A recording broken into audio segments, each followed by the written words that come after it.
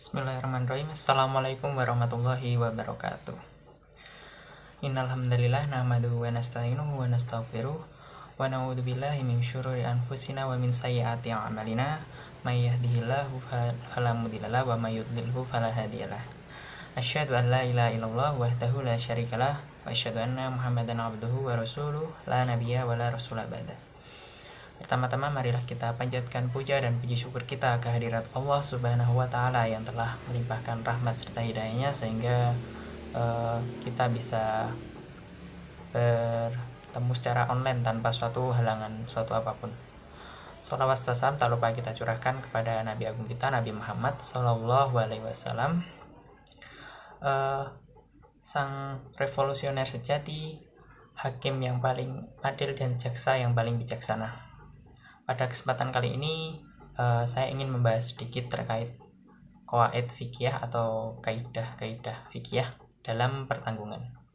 Sebelumnya perkenalkan, nama saya Yusuf Ardianto dengan MPM 200404313. Ya. Al-kafalah atau ad-dhaman. Menurut bahasa, al-kafalah berarti ad-dhaman, jaminan, hamalah beban, dan zama'ah tanggungan. Oleh karena itu, Ibnul Arabi menyatakan bahwa kafil, doman, kafal, dan doman memiliki pengertian dan makna yang sama. Namun, ini diselisihi oleh Al-Mawardi yang menyatakan dalam kebiasaan atau al-urf telah mengkhususkan kata doman, domin untuk harta, hamil untuk diat atau tebusan akibat membunuh atau melukai, dan jaim untuk harta yang banyak sekali, serta kafil untuk jiwa. Adapun definisi dari para pakar ulama fikih terkait al-kafalah atau ad-dhaman itu sendiri yaitu domu dimatil domini ila dimatil matmuni anhu fi iltizamil hakil wajibi halan wa mustaqbal, yang artinya menyatukan tanggung jawab penjamin kepada tanggung jawab orang yang dijamin dalam komitmen untuk menunaikan hak wajib baik di waktu itu atau di masa yang akan datang. Jadi terdapat dua belah pihak ya, pihak yang menjamin dan orang yang dijamin dengan pihak yang penjaminnya. Nah, dengan komitmen untuk menunaikan hak wajib. Adapun landasan atau dasar hukum dari ad-dhaman atau penjamin-menjamin itu dari Al-Quran, Quran surah 12 ayat 66 dan ayat 72, yang artinya, dia Yakub berkata, aku tak akan melepaskannya pergi bersama kamu sebelum kamu bersumpah kepadaku atas nama Allah, bahwa kamu pasti akan membawanya kembali kepadaku kecuali jika kamu dikepung oleh musuh. Setelah mereka memberikan janji kepadanya, dia Yakub berkata, Allah adalah saksi terhadap apa yang kita ucapkan. Jadi pada surah ke-12 ayat 66 ini, janjinya itu berupa jaminan jiwa, dimana lebih ke kafalah ya. Kemudian yang ayat ke-72 yang artinya mereka menjawab, kami kehilangan cawangan raja, dan siapa yang dapat mengembalikannya akan memperoleh bahan makanan seberat beban unta, dan aku jamin itu. Nah, adapun jamin yang kedua ini lebih kepada zaim atau harta yang banyak. Lalu ada pula landasan dari As-Sunnah dan Al-Ijma', bisa ditonton di makalah saya. Jikalau ada yang beringinan bisa hubungi saja saya di platform YouTube itu. Adapun rukun al-kafalah atau ad-dhaman, ad-dhamin atau al-kafil orang yang menjamin atau penjamin, al-matmun lahu atau al-ma'ful lahu orang yang diberikan jaminan. Misalnya dalam kasus jaminan hutang, al-ma'mun lahu adalah pemiliki piutang. Al-ma'ful anhu atau al-ma'ful anhu orang yang dijamin. Al-ma'mun atau al-ma'ful objek jaminan berupa hutang, uang, barang, atau orang. Yang terakhir tentunya yang tak lupa ada sigot akad dan atau ijab. Perlu diketahui bahwa kafalah atau dhaman hanya pernyataan sepihak saja. Hendaknya diingat bahwa jaminan berlaku hanya menyangkut harta dengan sesama manusia saja, tidak dengan Allah Azza wa Jalla. Contohnya, menjamin hukuman qisas bagi pembunuh dan potong tangan bagi pencuri. Hukuman tersebut harus dijalani langsung oleh pelakunya dan tidak boleh dialihkan kepada orang lain.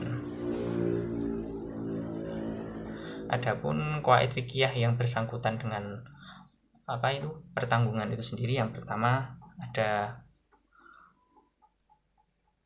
al-kharaju bi ad-dhaman, hak mendapat hasil itu sebagai ganti kerugian atau yang ditanggung. Contohnya seperti apabila ada orang yang membeli sapi perahan, setelah sapi itu diperah susunya untuk beberapa waktu, kemudian nampak ada cacat pada sapi itu, dan kemudian ia kembalikan kepada penjualnya dan diambil uang harganya. Dalam hal ini, ia mendapat keuntungan air susu itu karena ia telah memberikan makanan dan ongkos-ongkos lainnya. Jadi al-kharaj atau sesuatu yang diambil manfaatnya gitu lah. Seperti contoh ya pohon apel. Nah, pohon apel itu kharajnya itu ya buahnya apelnya itu. Nah, dalam hal ini kan sapi perahan. Nah, di mana tadi udah terjadi jual beli sapi itu. Nah, terus ketika sapinya udah diperas susunya dan sampai beberapa waktu itu ternyata terdapat cacat pada sapi itu. Nah, otomatis kan si yang pembeli itu tidak wajib mengembalikan susu yang telah diperasnya, karena itu adalah kharaj atau hasil sebagai ganti rugi. Nah, adapun kaidah fikih yang kedua, al-ajru wa ad-dhaman la yajtami'ani, upah dan membayar ganti tidaklah berkumpul. Di sini ada dua contoh ya. Yang pertama, seorang tukang jahit di mana ia dibenarkan menahan jahitan yang dipesan sampai dilunasi upah yang akan diberikan.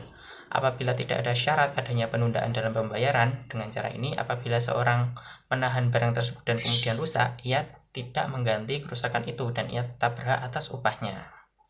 Lalu contoh yang kedua, seorang tukang sol sepatu, ia dibenarkan menahan sepatu yang diperbaiki sampai dilunasi upah yang akan diberikan. Apabila tidak ada perjanjian adanya penundaan dalam pembayaran, dengan cara ini, apabila tukang sol sepatu menahan sepatu tersebut dan kemudian rusak, ia tidak mengganti kerusakan itu dan ia tetap atas mendapat upahnya. Jadi secara mudahnya itu ketika kita memberi upah dan membayar ganti itu tidaklah bisa dijadikan dalam satu kesatuan. Jadi harus penanganannya itu berbeda-beda. Ada penanganannya sendiri-sendiri. Lalu kaidah berikutnya, al-ghurmu bi al-gunmi, resiko itu sejalan dengan keuntungan. Di sini juga ada dua contoh. Seorang yang meminjam sesuatu benda atau barang, maka ia wajib mengembalikan serta membayar biaya angkutannya bila diperlukan. Sebaliknya, orang yang menitipkan benda atau barang untuk dipelihara, maka ongkos angkut benda atau barang yang dipeliharanya dibebankan kepada pemilik barang. Adapun contoh yang kedua, seseorang yang menerima barang gadaian harus memberikan bensin bila pemegang barang gadai berupa kendaraan, sebab kendaraan tidak mungkin bisa dihidupkan mesinnya tanpa diberi bensin, dan kendaraan yang mesinnya tidak dihidupkan tidak mungkin dapat dijalankan.